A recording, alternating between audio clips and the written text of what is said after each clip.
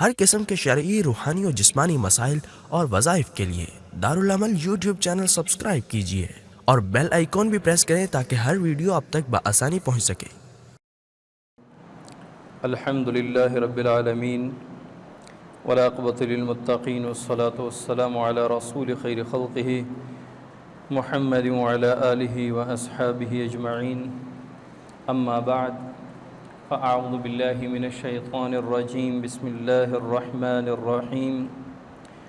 ولوطا اذ قال لقومہ اتأتون الفاحشة ما سبقکم بها من احد من العالمین انکم لتأتون الرجال شہوة من دون النساء بل انتم قوم مسرفون۔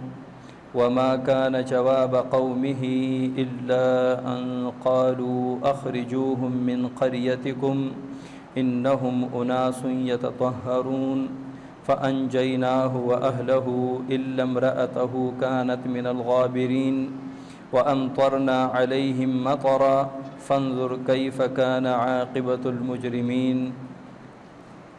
صدق اللہ العظیم۔ سورہ اعراف کی آیت نمبر 80 سے لے کر 84 تک اللہ تعالیٰ نے لوط علیہ السلام کی قوم کا ذکر فرمایا۔ پہلے جن قوموں پر عذاب آیا ہے، قوم عاد، قوم سمود، قوم فرعون، شداد، نمرود، ان میں سے ایک قوم لوط ہے۔ لوط علیہ السلام اللہ تعالیٰ کے پیغمبر تھے اور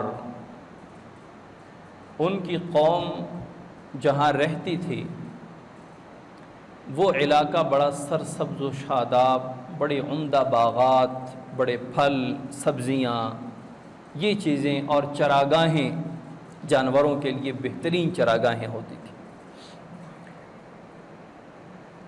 باہر کے لوگ ان چراگاہوں میں آتے، اپنے جانور چراتے، ان کے پھل توڑتے، ان کے باغات کو نقصان پہنچاتے، ان کے سبزیوں کو، ان کی فصلوں کو نقصان پہنچاتے۔ یہ جو لوط علیہ السلام کی قوم ہے، یہ ان سے بڑے تنگ تھے، بڑے پریشان تھے۔ یہ ان کو ہر طرح سے سمجھا دیا کہ یہاں نہ آیا کریں، ہمارے فصلوں میں، ہمارے چراگاہوں میں، ہمارے باغات میں۔ لیکن لوط علیہ السلام کی قوم جو ہے، لوط علیہ السلام کی قوم کے کہنے پر وہ لوگ رکے نہیں، کیونکہ 5 بستیاں تھیں جن میں لوط علیہ السلام کی قوم رہتی تھی، اور 5 بستیاں جن کو قرآن نے مؤتفقات سے تعبیر فرمایا ہے، ان 5 بستیوں کا جو علاقہ تھا وہ پورے کا پورا سرسبز و شاداب ہوا کرتا تھا۔ تو شیطان ابلیس نے یہاں پہ اپنا کام دکھایا۔ اس نے قوم لوط سے کہا کہ یہ لوگ آپ کے فصلوں سے نہیں رکتے، آپ کے باغات سے نہیں رکتے، یہ لوگ آپ کی چراگاہوں سے نہیں رکتے، ان میں سے جو بھی آپ کے باغات یا آپ کی فصلوں میں آئے تو ان کے ساتھ بدفعلی کر لیں، یعنی ان کے ساتھ لواطت کر لیں، بدفعلی کر لیں، ان کے ساتھ منہ کالا کر لیں، تو یہ لوگ رک جائیں گے۔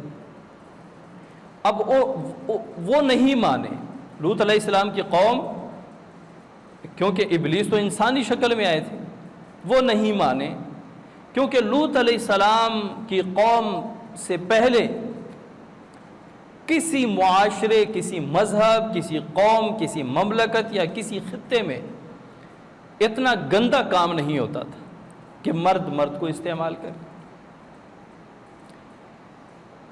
لیکن جب شیطان ابلیس نے اپنا زور لگایا، وہ نہیں مانے، تو شیطان ابلیس خود ایک خوبصورت نوجوان کی شکل میں آئے اور وہ ان کے باغات کو نقصان پہنچا رہا تھا۔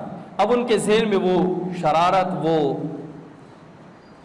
وہ چیز تو تھی، تو انہوں نے اس کو پکڑ کے اس کے ساتھ لواطت کی، اس کے ساتھ بدکاری کی۔ اب آہستہ آہستہ جو بھی ان کے پاس آتا باہر سے، تو وہ ان کے ساتھ یہ برا اور بدفعلی والا عمل کرتے. آہستہ آہستہ لوط علیہ السلام کی قوم کو اس گندے عادت کی لت پڑ گئی، اور اب اگر کوئی باہر سے نہ بھی آتا تو خود وہ آپس میں منہ کالا کرتے، مرد آپس میں. لوط علیہ السلام نے بہت سمجھایا لیکن وہ نہ سمجھے. قرآن مجید میں اللہ تعالیٰ نے سورہ اعراف میں باقاعدہ اس واقعے کو مختصراً اس انداز میں ذکر فرمایا، وَلُوطًا اِذْ قَالَ لِقَوْمِهِ، اور لوط علیہ السلام کہ جب انہوں نے قوم سے کہا اَتَأْتُونَ الْفَاحِشَةَ، کیا آپ بدفعلی کرتے ہیں، مَا سَبَقَكُمْ بِهَا مِنْ أَحَدٍ مِّنَ الْعَالَمِينَ، دنیا جہاں میں کسی اور نے ایسا کام نہیں کیا، پورے جہان میں کسی نے یہ کام نہیں کیا، آپ ایسا برا عمل کرتے ہیں. انکم لتأتون الرجال شہوة من دون النساء، آپ عورتوں کو چھوڑ کے مردوں سے اپنی شہوت پوری کرتے ہیں. بل انتم قوم مسرفون، بلکہ تم جو ہو، لوط علیہ السلام اپنی قوم سے کہہ رہے ہیں کہ تم حد سے گزرنے والے، یعنی تم اس عمل کی وجہ سے حد سے گزر گئے ہو. جو انسانیت کی حد ہوتی ہے، انسانیت کی باؤنڈری ہوتی ہے، آپ انسانیت سے نکل چکے ہو. وما كان جواب قومه الا ان قالوا اخرجوهم من قريتكم، جب قوم سے کوئی جواب نہ بن پایا، اب اس کی تو کوئی دلیل نہیں ہے، نہ مذہبی کوئی دلیل ہے، نہ کوئی لاجک ہے ان کے پاس کہ وہ بیان کرے کہ ہماری یہ مجبوری ہے، نہ کوئی عقلی دلیل، نہ کوئی شرعی دلیل، نہ کوئی کتابی دلیل ان کے پاس ہے، نہ پچھلی قوم کی روایات یا پچھلی قوم کی تاریخ ان کے پاس ہے کہ فلاں بھی تو کرتے تھے، ہم اس لیے کر رہے ہیں.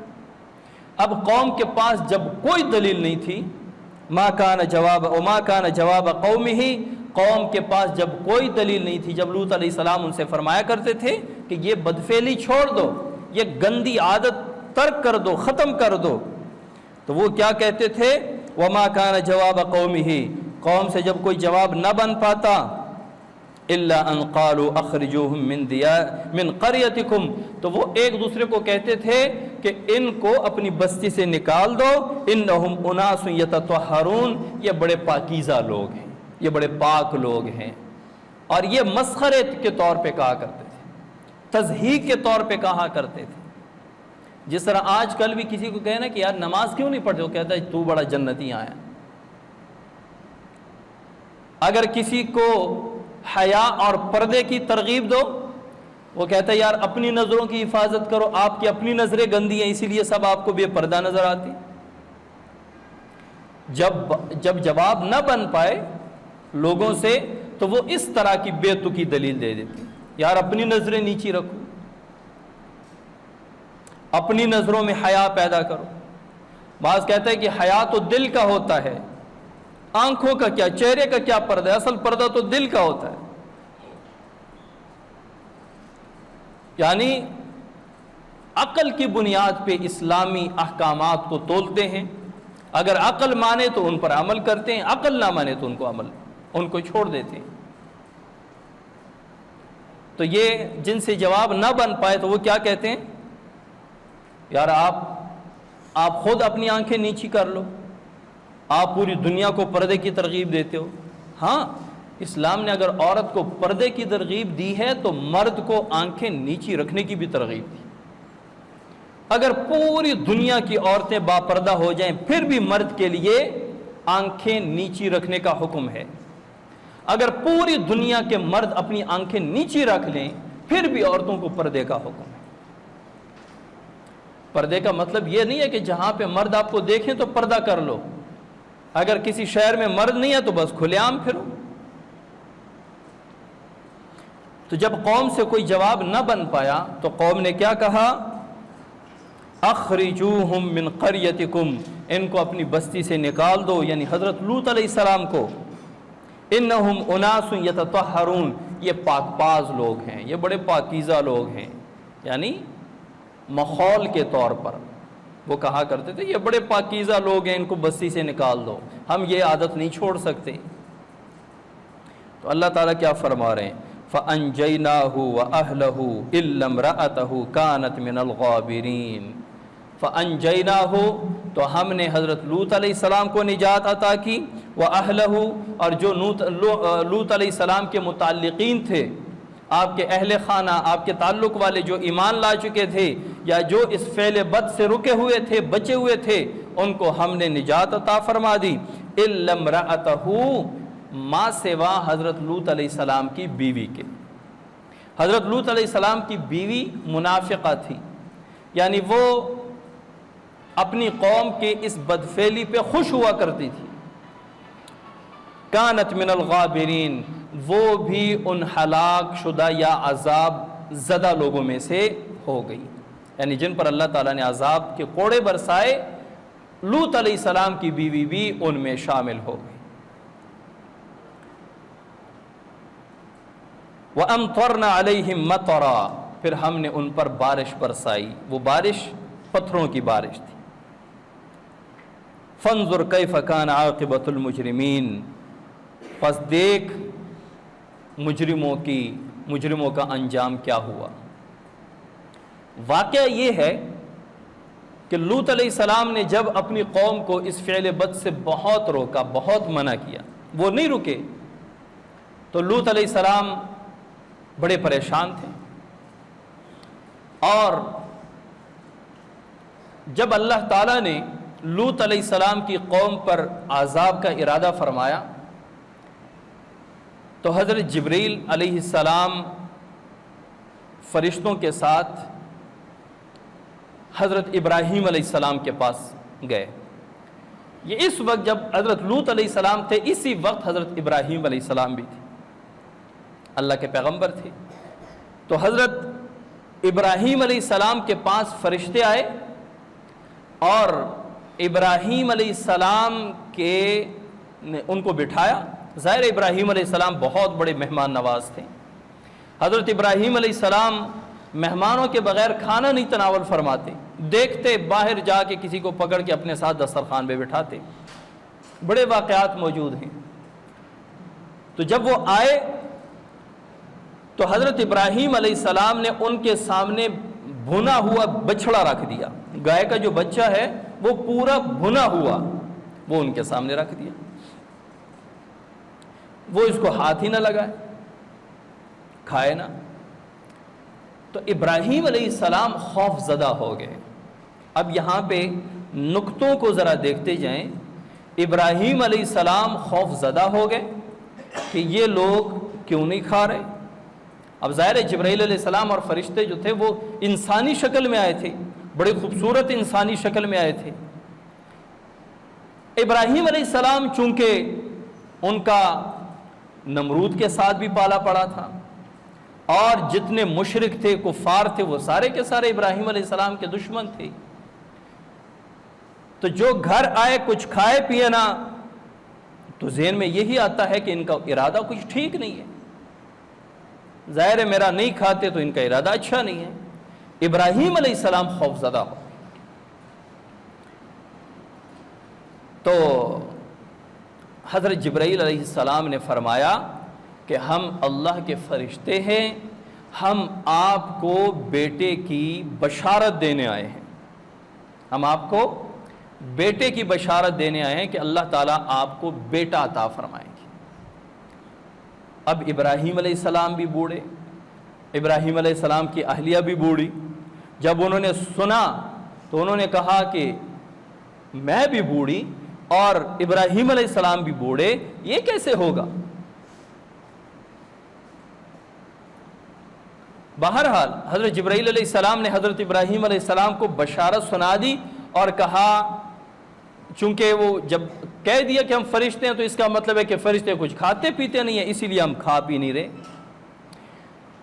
اس کے بعد حضرت جبرائیل علیہ السلام نے عرض کیا، فرمایا کہ ہم لوط علیہ السلام کی قوم کے پاس جا رہے ہیں، اللہ تعالیٰ نے ان کو ہلاک کرنے کا حکم دیا ہے۔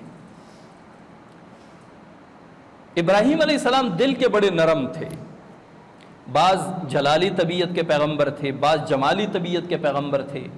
اب حضرت موسیٰ علیہ السلام بڑے جلالی پیغمبر تھے، حضرت ابراہیم علیہ السلام بڑے جمالی پیغمبر تھے، ان پر جمال کا غلبہ تھا، ان پر نرمی اور ترس کا غلبہ تھا۔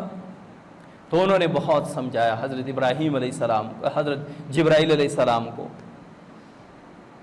یعنی اپنے انداز میں، اشارات میں، کنایات میں، جیسے کیسے بھی، کہ وہاں تو اچھے لوگ بھی ہیں، وہاں تو لوط علیہ السلام بھی ہیں، وہاں تو لوط علیہ السلام کے اہل خانہ بھی ہیں، وہاں تو وہ لوگ بھی ہیں جو لوط علیہ السلام پر ایمان لے آئے ہیں۔ تو حضرت لوط علیہ السلام نے، حضرت جبرائیل علیہ السلام نے فرمایا کہ اللہ تعالیٰ نے جن کے ہلاک کرنے کا حکم دیا ہے وہی ہلاک ہوں گے، وہی لوگ ہلاک ہوں گے۔ تو اس کے بعد وہاں سے اٹھ کر حضرت جبرائیل علیہ السلام اور دوسرے جو فرشتے ساتھ تھے وہ آئے حضرت لوط علیہ السلام کے گھر میں۔ اب نوجوان ہیں، خوبصورت ہیں، اور لوط علیہ السلام کی قوم میں جو بری اور گندی عادت تھی، وہ تو اپنے علاقے میں باہر کے کوئی خوبصورت نوجوان لڑکے کو دیکھتے تو وہ سارے اس پر اکٹھے ہو جاتے، اپنی عادت سے مجبور تھے، اپنی گندی اور فحش عادت سے مجبور تھے۔ اور حضرت لوط علیہ السلام کی جو اہلیہ تھی وہ فاسقہ تھی، منافقہ تھی۔ انہوں نے جا کے لوگوں کو بتا دیا کہ ہمارے گھر میں تو بڑے خوبصورت مہمان آئے ہیں۔ تو وہ سارے کے سارے حضرت لوط علیہ السلام کے گھر کے سامنے جمع ہو گئے اور نعرے لگا رہے ہیں، دیواروں پہ چڑھ رہے ہیں کہ ان کو باہر نکالو۔ حضرت لوط علیہ السلام چونکہ سب سے زیادہ غیرت مند ذات وہ اللہ کی ہے، رسول اللہ صلی اللہ علیہ وسلم فرماتے ہیں کہ سب سے زیادہ غیرت مند اللہ کی ذات ہے، اس کے بعد میں سب سے زیادہ غیرت مند، اس کے بعد تمام انبیاء سب سے زیادہ غیرت مند، کیونکہ غیرت ہی وہ چیز ہے جو ہو تو ایمان کی سلامتی ہے، غیرت ختم ہو جائے تو نہ ایمان ہے اور نہ انسانیت ہے، یہ دونوں چیزیں بھی نکل جاتی۔ تو لوط علیہ السلام ایک غیور پیغمبر تھے، وہ باہر آئے، انہوں نے بہت سمجھایا، اور ان کو پریشانی یہ تھی کہ میرے مہمان بیٹھے ہیں، میرے مہمانوں کو تکلیف پہنچائیں گے، میری رسوائی ہوگی، میری ذلت ہوگی، تو وہ نہیں سمجھ رہے تھے۔ تو حضرت لوط علیہ السلام نے فرمایا یہ میری قوم کی بیٹیاں ہیں، ان سے نکاح کر لو۔ یہ تم کس لت میں پڑ چکے ہو، کیا لت لگ گئی تمہیں؟ بہرحال وہ نہیں مان رہے تھے، وہ عادت سے مجبور تھے۔ تو لوط علیہ السلام واپس آئے، اپنے وہ بیٹھک میں مہمانوں کے ساتھ بیٹھے، بڑے پریشان۔ تو حضرت جبرائیل علیہ السلام اور دوسرے جو فرشتہ ساتھ، وہ چونکہ خوبصورت انسانی شکل میں آئے تھے، تو انہوں نے فرمایا اے اللہ کے نبی آپ پریشان نہ ہوں، ہم اللہ کے فرشتے ہیں، ہم بھیجے گئے ہیں، یہ ہمیں کوئی نقصان نہیں پہنچا سکتی۔ اس کے بعد لوط علیہ السلام جو ہیں وہ ان کو تسلی ہو گئی، اطمینان ہو گیا، اور فرمایا فرشتوں نے، حضرت جبرائیل علیہ السلام نے، کہ اب ایسا کرو صبح طلوع ہونے سے پہلے پہلے اپنے اہل خانہ کو ساتھ لے کے نکل جاؤ، جو آپ کے متبعین ہیں، جو آپ کے اپنے ہیں، جو ایمان لا چکے ہیں، ان کو لے کر صبح سے پہلے پہلے اس بستی سے دور نکل جاؤ، اور خبردار کوئی آپ میں سے کوئی پیچھے بستی کی طرف نہ دیکھے، کوئی دیکھے گا تو وہ بھی اس عذاب میں گرفتار ہو جائے گا۔ تو صبح ہونے سے پہلے پہلے لوط علیہ السلام نے اپنے وہ لوگ، اپنے اہل خانہ، بیوی بچے، اپنے جو متبعین تھے، جو ایمان لا چکے تھے، کچھ لوگ جو اس بری عادت سے رکے ہوئے تھے، ان کو ساتھ لے کر نکل گئے۔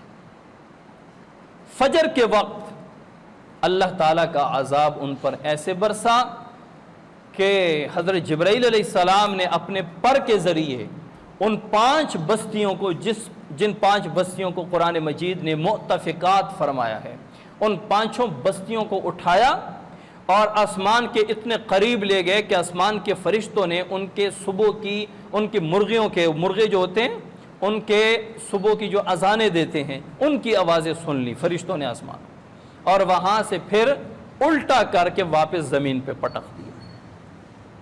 جب وہ زمین پہ پٹخے گئے اور وہ بکھر گئے، اس کے بعد اللہ تعالیٰ نے ان پر پتھروں کی بارش برسائی، ان پر پتھروں کی بارش آئی۔ اچھا جب یہ عذاب ہو گیا، جب اللہ تعالیٰ نے ان کو، یہ تو چند سیکنڈ کی بات ہے حضرت اللہ تعالیٰ کے لیے، حضرت جبرائیل علیہ السلام کے لیے اصحاب السبت یعنی جتنی بھی قومیں گزری ہیں جن کو اللہ تعالیٰ نے عذاب میں گرفتار کیا ہے، ان سب کو ایک ایک عذاب دیا جاتا۔ کسی پر پتھروں کی بارش ہوئی، کسی پر فرشتے کی چیخ آئی، کسی پر بریح صرصر عاتیہ، کسی پر ایک تیز ہوا آئی۔ لیکن یہ لوط علیہ السلام کی قوم پر 3 قسم کے عذاب آئے تھے، پے در پے اسی وقت 3 قسم کے عذاب آئے تھے۔ یہ کیوں؟ کیونکہ ان میں عادت بڑی گندی تھی، بہت گندی عادت تھی۔ مرد سے اپنی شہوت پوری کرتا، تو اس بدفعلی کی وجہ سے اللہ تعالیٰ نے ان کو 3 قسم کے عذاب میں گرفتار کر دیا اور ان کو ہمیشہ کے لیے ختم کر دیا، ان کی نسلیں ختم ہو گئیں۔ ایک سمندر کا نام ہے ڈیڈ سی، ڈیڈ سی اسے انگلش میں کہتے ہیں بحیرۃ الموت، اس کو دریائے موت کہتے ہیں۔ یہ وہ جگہ ہے جہاں پر قوم لوط کو واپس پٹخ کے ڈالا گیا تھا۔ اب وہاں پہ نہ مچھلی نہ مینڈک، کوئی پانی کا جو جاندار ہے کوئی اس میں زندہ نہیں رہ سکتا۔ اب دریافت کرنے پر وہاں پہ قوم لوط کے کافی قوم کے مجسمے نکل آئے ہیں، لیکن وہ اتنا نمکین ہے کہ وہاں پہ اچھا نمک جو ہے ہوتا ہے وہ لگانے سے وہ چیز زیادہ دیر سلامت رہتی ہے، صحیح رہتی ہے، تو یہ اتنا نمکین پانی ہے کہ ایک تو اس میں کوئی جاندار نہیں رہ سکتا، اور ابھی تک اس میں ان کے وہ اثرات اور ان کے وہ اجساد وہ اس میں محفوظ تھے، پڑے ہوئے تھے۔ بعض تاریخ کی کتابوں میں لکھا ہے کہ فرعون کی لاش بھی اسی ڈیڈ سی سے نکلی تھی، اسی دریا سے نکلی تھی۔ تو یہ پورا واقعہ اللہ تعالیٰ نے قرآن میں بیان فرمایا، آپ صلی اللہ علیہ وسلم نے احادیث میں بیان فرمایا، اور عبرتناک عذاب کے طور پہ ارشاد فرمایا۔ اللہ تعالیٰ نے فرمایا وَامْطَرْنَا عَلَيْهِمْ مَطَرًا فَانظُرْ كَيْفَ كَانَ عَاقِبَةُ الْمُجْرِمِينَ۔ اللہ تعالیٰ نے صرف اس بدفعلی کی وجہ سے قرآن میں ان کو مجرم کہا ہے۔ اب آتے ہیں پاکستان میں 2018 میں بنے ہوئے قانون کی طرف، کیونکہ اس کا تو اس کے ساتھ بہت بڑا لنک کیا، بالکل ایک ہی چیز ہے۔ پاکستان میں 2018 میں ایک قانون پاس ہوا، ٹرانسجینڈر پرسن ایکٹ 2018، اور اس کو بڑا خوشنما نام دیا گیا کہ جو خنثی ہوتے ہیں، جو خواجہ سرا ہوتے ہیں، جو ہجڑے ہوتے ہیں، ان کے حقوق ہم دیں گے۔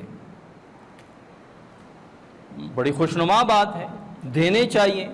ان کے ساتھ ہمارے معاشرے میں بڑا ظلم ہوتا ہے، ان کے اپنے گھر والے ان کو بھگا دیتے ہیں گھر سے۔ وہ 2 کام کرتے ہیں، یا ناچ کے کھاتے ہیں یا پھر مانگ کے کھاتے ہیں، حالانکہ یہ بھی اللہ کی مخلوق ہے، یہ بھی انسان ہے، لیکن یہ معذور ہیں، یہ کوئی تیسری جنس نہیں ہے۔ اللہ تعالیٰ نے 2 جنس پیدا فرمائے، مرد اور عورت۔ یہ جو خنثی ہے، جو ہیجڑے ہیں، جو خواجہ سرا ہیں، یہ ایسا نہیں ہے کہ وہ تیسری جنس اللہ تعالیٰ نے پیدا کی ہے۔ یہ بالکل ایسا ہے جیسے ہم دیکھتے ہیں بعض دفعہ بچہ پیدا ہوتا ہے، اس کی 1 آنکھ ہوتی ہے، 1 آنکھ ہوتی ہے، تو اب اس کا یہ مطلب نہیں ہے کہ کوئی تیسری جنس اللہ تعالیٰ نے پیدا کی۔ جنس 2 ہی ہیں، مرد اور عورت۔ اگر کوئی معذور پیدا ہو جائے تو اسے خنثی کہتے ہیں۔ اب خنثی کے احکامات، ان کے حقوق قرآن کتابوں میں ذکر ہیں، شریعت نے بیان کیے، وراثت میں بھی ان کے احکامات ذکر ہیں، غسل جنازے کے طور بھی ان کے احکامات ذکر ہیں۔ پوری شریعت میں خنثی، ہجڑا یا جو خواجہ سرا ہیں، ان کے حقوق متعین ہیں، ذکر ہیں۔ تو پھر ٹرانسجینڈر پرسن ایکٹ 2018 پر مذہبی طبقہ اتنا وویلا کیوں کر رہا ہے، نعرے بازی کیوں کر رہا ہے، احتجاج کیوں کر رہا ہے؟ سب سے پہلے تو ہم نے دیکھنا ہے کہ اس ایکٹ میں ہے کیا چیز اور ٹرانسجینڈر کا معنی کیا ہے. ہر بندہ کہہ رہا ہے جی ٹرانسجینڈر کو حقوق دیے جا رہے ہیں. ٹرانسجینڈر کسے کہتے ہیں؟ ہجڑا کو کہتے ہیں. ٹرانسجینڈر خواجہ سرا کو کہتے ہیں. ٹرانسجینڈر خواجہ سرا کو کہتے ہی نہیں ہیں. خواجہ سرا کو تو انٹرسیکس یا شی میل کہتے ہیں انگلش میں. ٹرانس اور جینڈر یہ دو الفاظ مل کر ایک لفظ بنا ہوا ہے. ٹرانس کہتے ہیں کسی ایک چیز کو دوسرے چیز میں تبدیل کرنا. جیسے ٹرانسلیشن کیا معنی ہے؟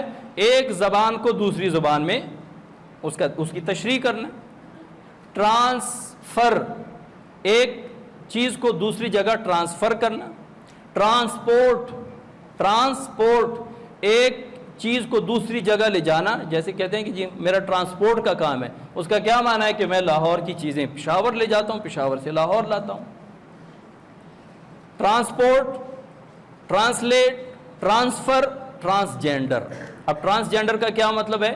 جینڈر کہتے ہیں جنس کو, ٹرانس کا کیا معنی ہے؟ جنس کو تبدیل کرنا. اب خواجہ سرا نے اپنی جنس کو تبدیل کیا ہے, اس میں تو اس کا کوئی کام ہی نہیں ہے, اس میں تو ان کا کوئی عمل دخل ہی نہیں ہے. تو اب اس کا معنی کیا ہے؟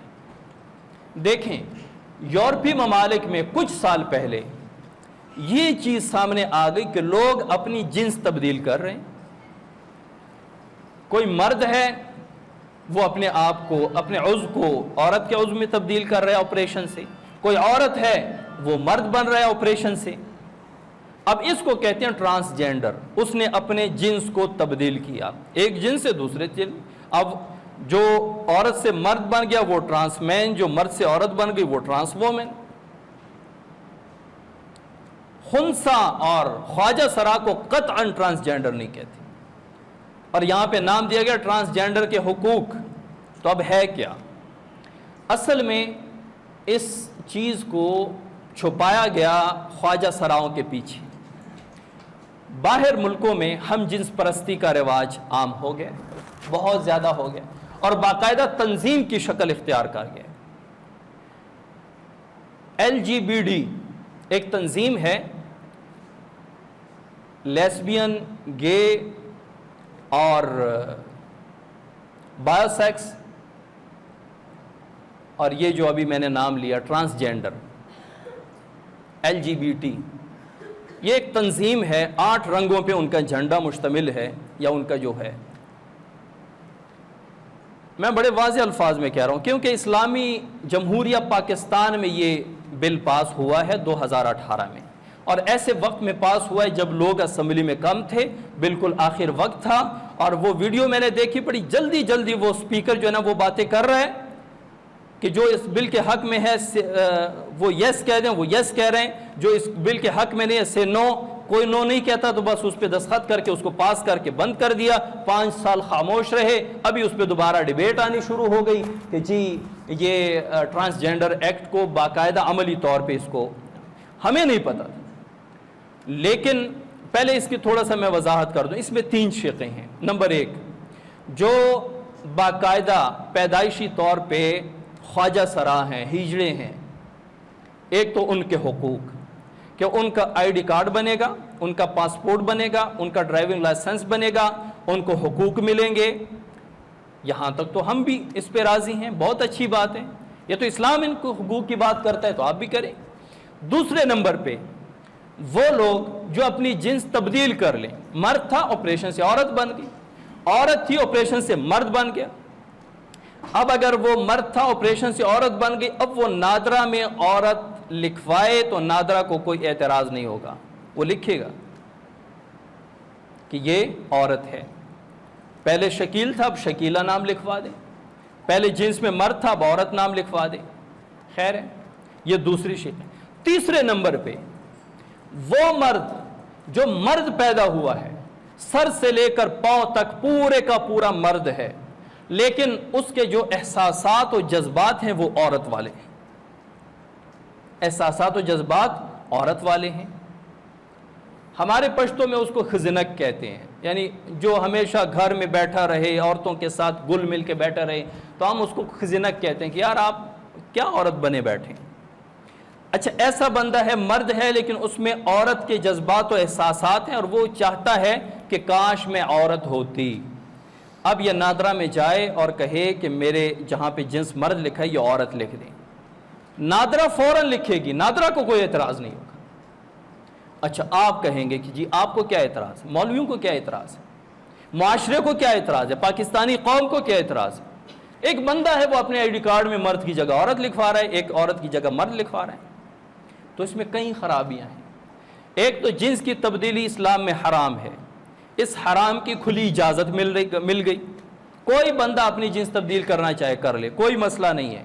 نہ پاکستان کی گورنمنٹ کو، نہ معاشرے کو، نہ اس کے گھر والوں کو کسی قسم کی کوئی اعتراض اور کوئی بندش نہیں ہے. اچھا نمبر 2، جو بندے بالکل مرد ہیں وہ نہ اپنے احساسات و جذبات کی بنیاد پہ وہ کہے کہ جی میں کاش میں عورت ہوتی، بلکہ میں عورت ہونا چاہتی ہوں، تو وہ کیا کرے، نادرا میں جائے، مرد کی جگہ عورت لکھوائے، شکیل نام ہے تو شکیلہ لکھوائے، فیروز ہے تو فرزانہ لکھوائے، کچھ بھی لکھوائے. تو اب کیا ہوگا، اب یہ عورتوں میں شمار ہوگا. عورتوں میں کیسے شمار ہوگا؟ اگر یہ ہاسپٹل میں ایڈمٹ ہوگا تو یہ عورتوں کی وارڈ میں ایڈمٹ ہوگا. اگر یہ کہیں واش روم میں جائے گا جہاں پہ مرد اور لیڈیز اور جینٹس سیپریٹ واش روم ہوتے ہیں تو یہ لیڈیز کی واش روم میں جائے گا. اگر کسی نے منع کر دی کہ آپ لیڈیز کی واش روم میں کیوں جا رہے ہیں تو وہ صرف آئی ڈی کارڈ دکھائے گا کہ جی میں عورت ہوں. جہاں پہ فنکشن ہے اور مرد اور عورت آپس میں، یقین کریں بندہ حیران رہ جاتا ہے کہ یہ کیا بے وقوفی ہے.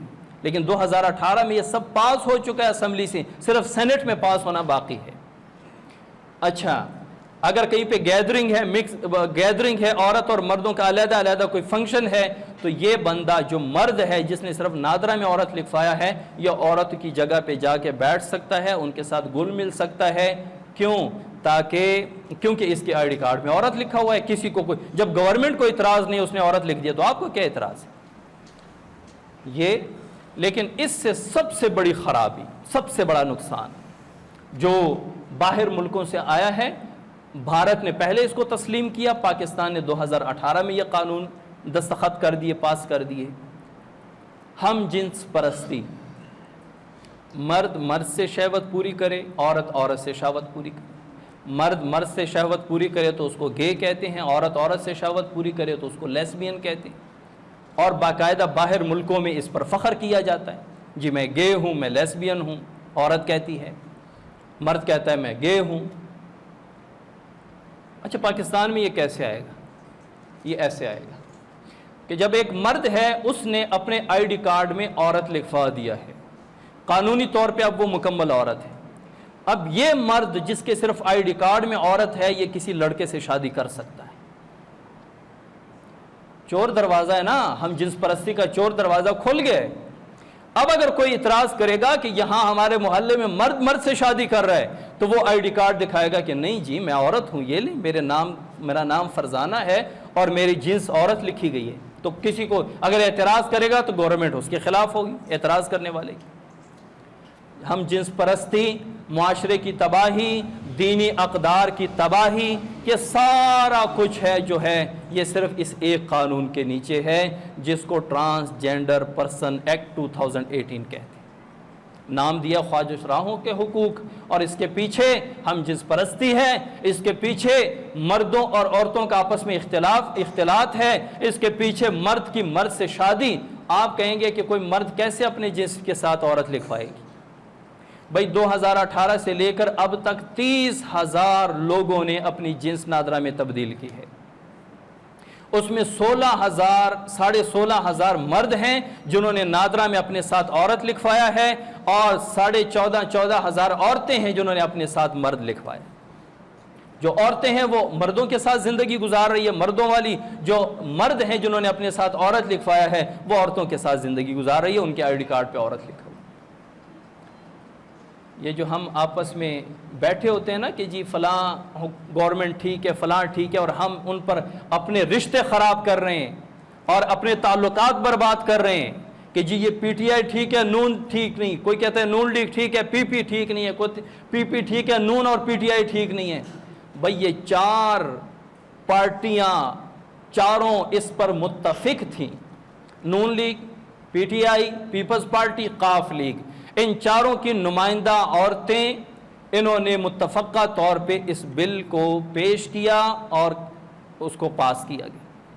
कोई ये ना कहे कि जी नून लीग में ये पास हुआ है या पीटीआई में या पीपीपी में, इन चार पार्टियों ने मिलकर इस बिल को पास किया है और असेंबली में पास हुआ है, सेनेट में बाकी है, मजहबी तबका इसके खिलाफ उठा हुआ है। तमाम अहबाब से दरख्वास्त है कि आप अपने अपने जगह पे अपने अपनी ताकत और बिसात के मुताबिक इसमें हक अदा करें कि जी हम इस एक्ट के ख़िलाफ़ हैं। हमें इस मुल्क पाकिस्तान में कि जिसके असम्बली के ऊपर ला इलाहा इल्लल्लाह मुहम्मदुर रसूलुल्लाह लिखा हुआ है और उसके अंदर गैर इस्लामी और गैर शरई कवानीन पास किए जा रहे हैं। अल्लाह ताला ये जो लूत अलैहिस्सलाम की कौम पर पत्थरों की बारिश हुई थी, ये तो सिर्फ सैलाब हैं, ये पत्थरों की बारिश के मुंतज़िर हैं, ये पत्थरों की बारिश का इंतज़ार कर रहे हैं। अल्लाह ताला मुल्क पाकिस्तान की ऐसे कवानीन से हिफाजत फरमाए, अल्लाह ताला उनको हिदायत दे जो इस तरह के कवानीन पाकिस्तान में राइज करने के लिए सरगर्म हैं और जो इसके ख़िलाफ़ सरगर्म हैं, अल्लाह ताला उनको अजर अज़ीम अता फरमाए। व मा अलैना इल्लल बलाग।